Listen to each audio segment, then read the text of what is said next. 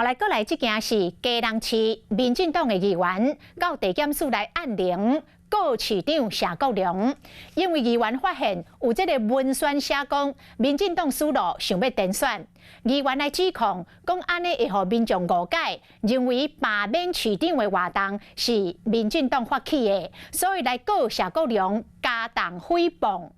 谢国良是来回讲，民进党的议员鼓吹罢免受连输输，这是事实。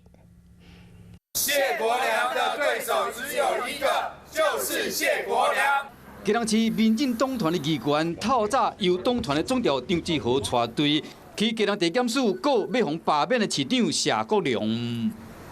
在基隆四处发散文宣，并且在基隆四处的树立看板广告，里面有一句重要的话，叫做“民进党选输了，还想再选”，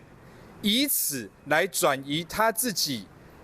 政治危机的焦点。就是这个开县顶的文宣写讲，民进党输想要定选，和民进党议员指控讲，这是误导民众，认讲罢免活动是由民进党所发起的，将公民团体发起的罢免行动提升为政党的对决，和地方的民进党议员真生气，要甲告加重诽谤汹汹。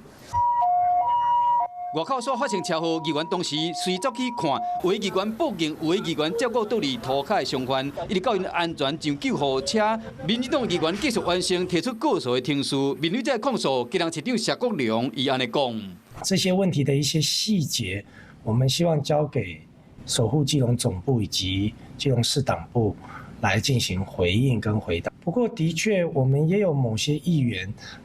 民进党的议员，他们也有收受联署书，那也有出来鼓吹罢免这个事情。我想这也是不争的事实。